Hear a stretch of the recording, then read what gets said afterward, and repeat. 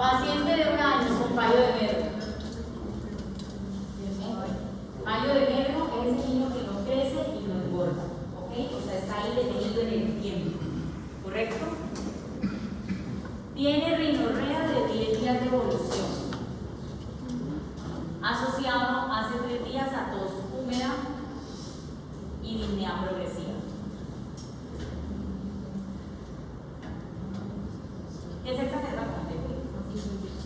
Tiene los antecedentes de diabetes gestacional, 2 hospitalizaciones por neumonía y el examen físico tiene taquipnea, sibilancias en ambos campos pulmonares respiratorios, crepitante generalizado. ¿Qué diagnóstico podría tener ese niño allí? No de frío, ¿verdad?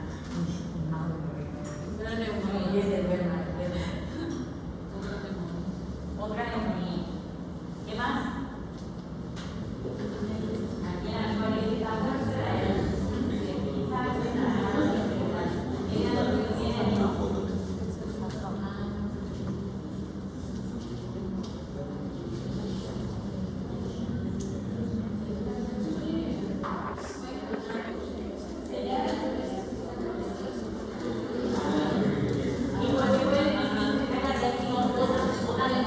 Una fibrosis quística. Por aquí dicen que puede tener una falla cardíaca por el antecedente de diabetes gestacional que pudo haber predispuesto a una anomalía congénita y eso haberlo llevado a una falla cardíaca. Entonces se está dando la justificación. Tú me dices una fibrosis quística, ¿por qué? Pues tiene una clínica asociada con algo clínico. El antecedente de diabetes gestacional y tiene infecciones respiratorias a repetición. Entonces tiene las infecciones respiratorias a repetición, el fallo del nervio, entonces dice también puede ser una fibrosis quística. La rinorrea Bueno, y les pregunto, los que me están diciendo, por ejemplo, aquí, usted me dijo que una falla cardíaca, y la falla cardíaca de cuándo aquí tiene sibilancias y por qué. Pero no te puedes decir sino porque hay una desaceleración en el cúbito. Está bien, y va con sibilancias o no? No, pero eso no puede. O sea, la falla cardíaca no da sibilancias. No. No da sibilancias. Entonces lo que dicen que tiene falla cardíaca produce sibilancias. No, pero Y la maleta de acompañamiento de tiene una falla cardíaca con una neumonía. Entonces, mira, claro. Puede ser verdad las que las infecciones de despensa. Ay, me parece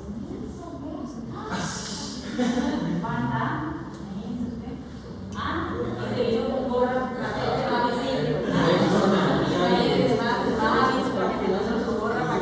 No de estos niños, y que para pasar la percepción. Bueno, entonces pregunto, ¿la falla cardíaca puede tener sibilancias? Si la tiene, ¿por qué? ¿Cuál es el mecanismo de la sibilancia de una falla cardíaca? Que haya un ¿Y qué pasa con el edema? que se educa la sibilancia que Pacho Valle es leche La niña respondió, ¿verdad? La condición del parénquima pulmonar lleva a una obstrucción o a una estenosis de esa vía aérea. Una obstrucción, podemos decir que concéntrica, ¿verdad? Una inflamación de afuera hacia adentro, una compresión de afuera hacia adentro, ¿ok? Quiere decir que ustedes siempre que escuchen una sibilancia, siempre tienen que ver todos los mecanismos que me llevan a sibilancia, ¿verdad? Por ejemplo, ya el que mencionó la amiga mía, ¿verdad? Segundo, el que estamos más acostumbrados a conocer, que es la obstrucción luminal de la vía. Y esa obstrucción habitualmente se da por moco, por hipersecreción de moco de los productos de la enfermedad más conocida, que es la inflamación de la vía aérea, ¿verdad? La hipersensibilidad con la hiperreactividad que me produce el mayor moco, o la fibrosis quística, ¿verdad? Por alteración como tal de los canales, o un tumor que puede producir o intraluminal o también por compresiones vísceras, un cuerpo extraño, ¿verdad? Y dentro de los cuerpos extraños puedo tener un balín que se comió, como puedo tener un pedazo de pollo, como puedo tener las microaspiraciones del reflujo gastroesofágico. Entonces los niños con reflujo van haciendo microaspiraciones que pueden producir sibilancias, así como el reflujo también produce irritación del nervio vago que me va a llevar a broncoconstricción. Entonces fíjense que hablar de sibilancias no es decir solo sibilancia.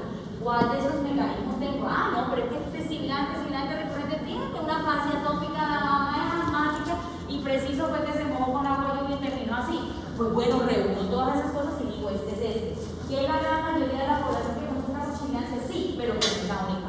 Por eso, primer episodio sibilante, siempre igual de una crisis asmática, entre comillas, debemos hacerle radiografía para descartar las otras alteraciones groseras, porque la radiografía tampoco me va a excluir lo demás. Por ejemplo, la cardiomegalia de las cardiopatías también produce compresión de vidrio pulmonar y también me puede llevar a sibilancias. ¿Queda claro, no? Entonces, como no quisiera. Pero ahí sí. No, quisiera diagnosticar. Ahora, las neumonías que me producen sibilancias son las neumonías virales. Sin embargo, en este paciente había que ver todo el contexto. Viene con fallo de nervio, viene sus antecedentes, ya ha tenido neumonías previas. Entonces, o sí hay que descartar esto. Entonces, el objetivo es que aprendamos a reconocer los signos y signos de la falla, identificar las causas, establecer el plan de diagnóstico y el tratamiento. Es una falla cardíaca, ya ustedes se lo saben, ¿verdad? ¿Qué está fallando? El corazón, ¿cuál es la función del corazón? Bombear para tener una perfusión adecuada a los tejidos, a los órganos, ¿verdad? Cuando tengo una falla cardíaca, entonces el corazón está siendo incapaz de cumplir su función, y cuando él es incapaz de cumplir la función, resulta que desencadena unas anormalidades a largo plazo moleculares que le van a hacer perpetuar la falla. ¿Y por qué se dan esas anormalidades moleculares? O sea, en la fibra cardíaca, ¿verdad? Porque se activa el sistema nervioso simpático. Por este lado. Se activa el sistema nervioso simpático, ¿verdad? La pobre perfusión que genera esa insuficiencia de eyección hace que se active el sistema adrenina, angiotensina, aldosterona, ¿verdad? Entonces se da una liberación de mediadores neurohormonales que en su afán de compensar ese estado, me lo van a compensar inicialmente, pero van alterando la fibra cardíaca, la capacidad de sístole, la capacidad de diástole, y ellos son los factores que a su vez son los identificados como en la fisiopatología lo que perpetúa o lo que conlleva a una falla pulmonar. ¿Para qué se desencadena esos mecanismos? Lo mismo que hemos visto en las clases, ¿verdad? Para favorecer la frecuencia cardíaca, para mejorar la resistencia vascular, para favorecer un buen llenado al corazón, para mejorar la recarga, etc. Entonces, la incidencia de la falla cardíaca.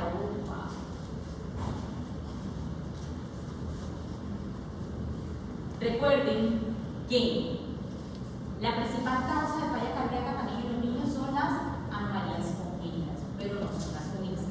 O sea que yo puedo tener una causa congénita como puedo tener una causa adquirida. Y en la gran mayoría de las veces es por una causa congénita. Y de las adquiridas van a ser secundarias a procesos infecciosos, ¿verdad? Y que de ello van a desencadenar alteraciones en el corazón como miocardiopatías dilatadas, y de ello los virus son los que más frecuentemente están asociados a ese proceso, lo que está pasando ahorita con el señor COVID. Tengo una cantidad de miocarditis, de miocardiopatías dilatadas en los pacientes ahorita, pueda que tengan más incidencia de falla, ¿ok? Entonces, en Colombia hicieron un estudio y en donde encuentran que de estas cardiomiopatías, la dilatada, que era la que les estaba mencionando ahorita, es la más frecuente. Pero también tengo hipertróficas, restrictivas, no compactas, arritmogénicas. Las arritmogénicas son las que vienen derivadas precisamente de esas canalopatías que me llevan a un trastorno de ritmo cardíaco y que van a generar poco a poco la falla. Las no compactas son esas enfermedades de depósito que infiltran la grasa, infiltran con grasa el tejido miocárdico y lo hacen con menos capacidad de contractibilidad, ¿verdad? Tenemos la restrictiva, cuando tengo factores externos que limitan como tal esa presión de llenado. Las hipertróficas, poco a poco voy a tener un aumento del grosor de la pared del ventrículo y con ello una menor cámara de llenado para la diástole, produciendo como tal disfunciones diastólicas. Y recuerden que la diástole habitualmente es más del 70% del ciclo cardíaco. Entonces, en esa diástole no solamente se llena la cámara, sino que se lamentablemente a veces pasan desapercibidas y van a generar como tal alteración. Y las dilatadas son en donde entonces tengo esa cámara grande, pero con poca capacidad de contractilidad, porque la fibra ya perdió esas propiedades. Recuerden que la fibra tiene que tener esa capacidad y esa velocidad de acortamiento, ¿verdad? Para finalmente darme una buena fracción de eyección y dar una buena presión que sobrepase la poscarga, que es la que me ofrecen los vasos del corazón. ¿Entendido? Recuerden, entonces hicieron el estudio, vieron que acá, que precisamente la mortalidad era por pacientes con miocardiopatía dilatada, las disfunciones entonces de la contractilidad, alteraciones de la poscarga. Les digo entonces que tengo que vencer esa poscarga que me ofrecen los vasos. Cuando esos vasos, como les mencionaba en la clase anterior, vienen con hipertensión, como la hipertensión pulmonar, como la hipertensión arterial, esa poscarga va a ser mayor. Quiere decir que cada vez el corazón se va viendo enfrentado a vencer una mayor poscarga y alterar su fibra cardíaca para hacer ese ejercicio. Quiere decir que los mecanismos que inicialmente son compensatorios son los que a su vez me van a favorecer la falla. Y eso hablando del corazón como tal, pero resulta que los vasos sanguíneos y el lecho vascular también sufren alteraciones precisamente por los mecanismos neurohormonales. Y ellos también van produciendo alteración precisamente de la contractilidad de los vasos periféricos, produciendo una mayor distensibilidad de ese lecho vascular periférico. Ya hablábamos de la modalidad de llenado, esta es otra diapositiva como con relación a todo. Cuando yo tengo una hipoperfusión, ¿verdad? ¿Qué hace mi cuerpo? A partir de la adenina, angiotensina, aldosterona, aumenta la retención de líquidos, ¿verdad? Puede que a manera de compensación aumente esa volemia, pero al aumentar la volemia también está ejerciendo una mayor presión sobre ese corazón para manejar ese mayor volumen que no ha sido capaz de salir. Quiere decir que las sarcómeras se van alterando y me van perpetuando la falla. Los mecanismos que utilizan en remodelación van a resultar cardiotóxicos. La falla cardíaca, como hay alteración precisamente de ese lecho vascular, con relación a la parte de la permeabilidad vascular intestinal, las bacterias del intestino que sufren la agresión por la hipoperfusión, a su vez van a producir mecanismos de liberación proinflamatorios que van a perpetuar la bendita falla. Inicialmente va a haber una vasoconstricción sostenida que también va a favorecer como tal la alteración de la fibra cardíaca. Es la representación de los tipos de alteración, miren la dilatada. Con relación a las cardiopatías congénitas, cuando tengo los cortocircuitos de izquierda a derecha, eso me va a hacer una sobrecarga de volumen, que a su vez va a aumentar esa presión intrascular, ¿verdad? De las dos cámaras, derecha e izquierda, y me va a aumentar el flujo en una, favoreciendo como tal una congestión pulmonar que a través del tiempo ya pasa a ser entonces un cortocircuito derecha-izquierda cuando ya ha hecho hipertensión pulmonar. ¿Ok? Entonces estoy mal por los dos lados. Por un lado, por sobrecarga de volumen, y por el otro lado, por el mecanismo ya que hizo de vasoconstricción para limitar un poco la salida de ese flujo, me alteró como tal esa poscarga ofrecida al ventrículo derecho. ¿Ok? ¿Qué más tengo? Más ejemplos de sobrecarga, de las estenosis valvulares, ¿verdad? La insuficiencia que me lleva a que también acumule más líquido acá. Y la estenosis a que me lleva a que se ofrezca más resistencia, ¿verdad? Entonces, por donde las cojan las alteraciones valvulares, las alteraciones de cámaras, las alteraciones de volumen, me van a llevar a falla. Recuerden que hay condiciones transitorias de hipervolemia, ¿verdad? Entonces puedo tener una sepsis, un coranémico, ¿verdad? Que desequilibra como tal esos mecanismos, por ejemplo en la anemia. Definitivamente tengo disminución de ese aporte de oxígeno, voy a tener una mayor exigencia sin nadie que me lo compense. Los estados de tirotoxicosis, ¿verdad?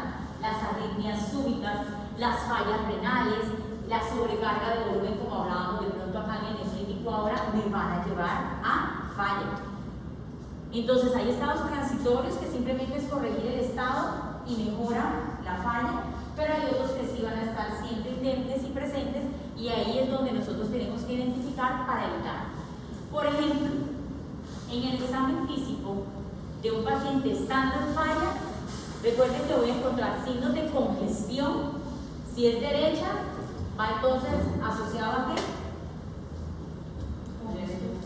A la aurícula derecha, ¿quién llega? ¿Verdad? O sea que cuando yo tengo una falla congestiva no estoy siendo capaz de manejar el volumen de ese mi cuerpo o de esa derivación derecha del corazón. Quiere decir que voy a ver todos los efectos de lo que no recogieron las cavas, ¿correcto? Y cuando estoy hablando entonces la distensión, el edema de los miembros inferiores, la effusión pleural, ¿verdad? Que es el derrame pleural, derecho derrame pleural, ascitis hepatomegalia. Y la hepatomegalia es uno de los más frecuentes en los niños y de los que se desencadenan de manera inicial. Y si es izquierda, ¿quién le da a la aurícula izquierda?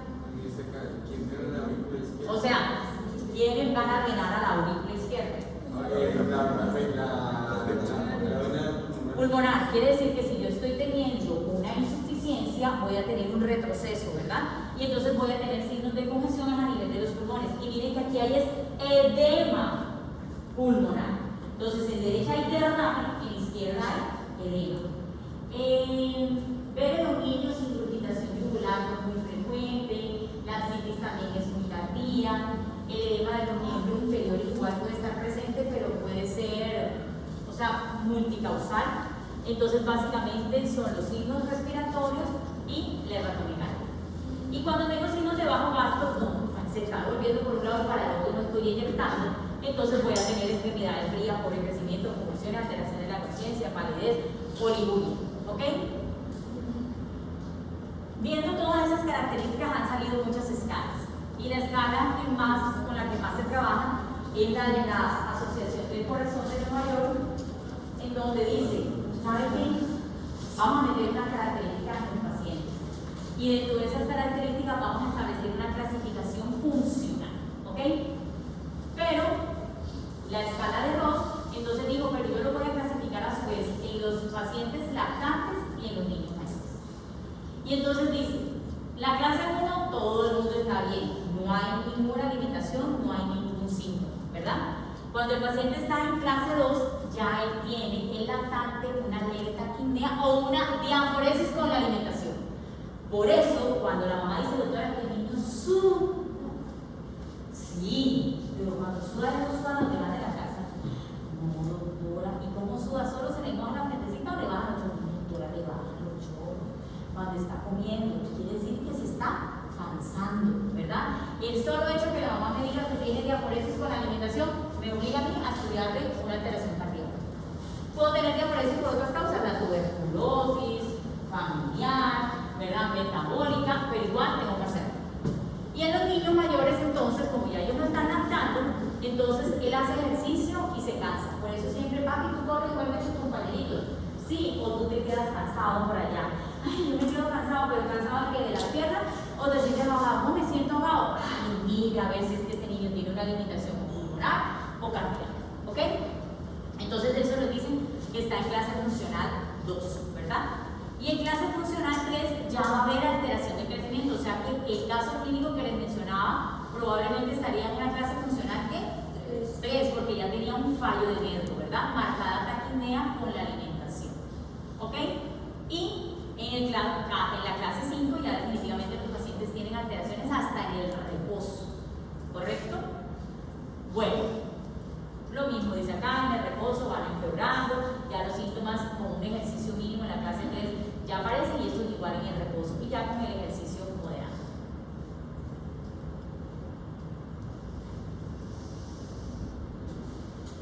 Ahora, tengo factor de riesgo. Porque es un paciente oncológico que está recibiendo antraciclinas, que yo sé que me van a producir una toxicidad cardíaca, pero en este momento no tiene nada, solamente el factor de riesgo es una clase 1A, ¿verdad? Perdón, la otra era 1, 2, 3, 4, esta es clase A, no tiene nada, solo tiene el factor de riesgo. En la clase D ya hay alteraciones cardíacas, pero no tiene síntomas. En la clase C ya tiene síntomas, o sea que ya debo tratarlo, ¿ok? Y en la clase D ya está esperando probablemente trasplante, una UCI, ya está echadito a perder, ¿ok? Entonces, las primeras eran clasificaciones de acuerdo a los síntomas, 1, 2, 3, 4, que es la escala de Ross, ¿verdad? O la de Nueva York de la Asociación del Corazón, y estas que son las clases de acuerdo a si tienen síntomas o no y cuando ya están correlacionados con alteraciones anatómicas, ¿correcto? Hay un perfil hemodinámico. Tengo tanto congestión como hipoperfusión. Los pacientes van a llegar sudando frío. Está sudoroso y frío. Mire a ver si este paciente está en falla por trastorno tanto congestivo como de hipoperfusión, de bajo gas. ¿Ok? ¿Qué voy a hacer? Mínimo, tome una radiografía, ¿verdad? Evalúe la silueta, el tamaño de la silueta cardíaca y el aforo. Segundo, tome el suero. Y tercero, pues ojalá tuviéramos el ecocardiograma, ¿verdad? Que va a medir la fracción de eyección y la fracción de acortamiento. Pero mientras tanto, entonces con el electro, los hallazgos anormales es que, por ejemplo, ya solamente hasta los 7 días de vida los pacientes tienen derecho a tener ondas T positivas en estas derivaciones, ¿verdad? Si esas ondas T permanecen positivas en esas derivaciones, después de la semana de vida, sospecho que puede tener un trastorno como tal de la perfusión o de la reperfusión cardíaca, ¿verdad? Y saber que lo normal es ondas T negativas en B1, B2, B3, incluso B4 hasta la adolescencia. Estas son las medidas del eje que, como en pediatría, todo también corresponde a las edades. Entonces es un eje normal si está ubicado en los rangos que se mencionan para la edad. ¿Qué voy a hacer? Electrolitos, pruebas de función renal, pruebas de función hepática, y lo que me marca en parte el pronóstico y me sirve más para hacer diagnóstico diferencial se llama esto péptido natriurético cerebral, que se llama cerebral pero que se produce en los ventrículos, ¿ok? Entonces, y la fracción activa, que es el NT, me va a marcar el pronóstico y me sirve de diagnóstico diferencial. O sea, que este niño, de acuerdo al nivel de atención del niño de cada niño, si yo quiero saber si más me voy por el corazón o si me voy definitivamente por una de las otros diagnósticos, le pido el péptido natriurético. ¿Que le puedo pedir CPK? Sí, ¿verdad? También me sirve para evaluar, por ejemplo, en los casos de miocarditis, paciente que llega con fiebre y con dolor torácico, busque si tiene una miocarditis, que inicialmente me ayuda, CPK, ¿verdad? Copurina, pero no me exonera de no hacerle un ecocardiograma. A los niños les da miocarditis, fiebre y dolor torácico, descarte de miocarditis. Los valores del péptido, otras moléculas que están en estudio, los hallazgos del eco que los da el cardiólogo. ¿Y qué tengo que hacer? Entonces, reconocer, si ya yo sé que esos mecanismos de mediación fueron los que me llevaron a la falla, pues tengo que limitar todos esos mecanismos de mediación, disminuir como tal, bloquear el eje renina-angiotensina. Entonces, habitualmente es por lo que lo hacemos con los que son los ARAS, ¿verdad? Si él tiene una sobrecarga de volumen, ¿qué le voy a dar? Diurético, ¿verdad? De urgencia, escoja si quiere diurético de asa y después se lo cambie para tratamiento crónico, ¿verdad? Si tiene una fibrilación, pues ahí solamente es lo único donde se justifica la digoxina. Si era un bajo vaso, entonces utilice los vasopresores, ¿verdad? Pero en caso de estos vasopresores no me lleven tampoco a una fatiga de la fibra cardíaca, ¿correcto? Entonces mire a ver si le va a colocar dopamina o no, y nunca los lleve a sobrecarga de volumen, ¿verdad? Si hace un shock cardiogénico, no lo va a llevar a sobrecarga de volumen. Entonces, de acuerdo a las clasificaciones, a las clasificaciones que habíamos mencionado, primero, que no te tienen en factor de riesgo, no hay ninguna terapia. En este ya el paciente presentó alteraciones cardíacas, pero no tiene síntomas. De pronto usted, para favorecer o para disminuir el tiempo de remodelación de esa fibra, utiliza los IECA. Si ya tiene síntomas, entonces va a utilizar una terapia combinada, y si ya el paciente está en clasificación D, probablemente el ETC está esperando un trasplante o un equipo de resincronización. A urgencias, bueno, esos son los medicamentos. A urgencias pueden llegar estos tipos de perfiles hemodinámicos, ¿verdad? Y estos son los pacientes que habitualmente que llegan a audiencia con estos perfiles hemodinámicos son los que están listos para trasplante, ¿verdad? Y entonces, ¿cuál es la idea? Que de estos perfiles, ¿verdad? Yo, cuando llega de pronto en clase C, logre llevarlo a clase A en la urgencia. Pero en la urgencia, que es lo único que igual también esto es lo que se va a poner, diuréticos, ¿verdad? Con inhibidores de la enzima, ¿correcto? No beta bloqueadores, a no ser que ya el cardiólogo se los coloque por alguna línea específica, pero habitualmente se acaso el cardiólogo. De lo contrario, no tenemos autorización para utilizar nada más. Y allá vamos con esta parte de falla. Los pacientes, los niños, estos son estudios extrapolados de los adultos. Todavía como tal, no se sabe todos los efectos que tienen los medicamentos sobre estos niños. Y la dosificación que hacemos de ellos es imprecisa porque falta la pastillita, dilúyala, désela, ¿verdad? Entonces es como se le coloca el tratamiento porque no hay más y como por no dejar de hacer.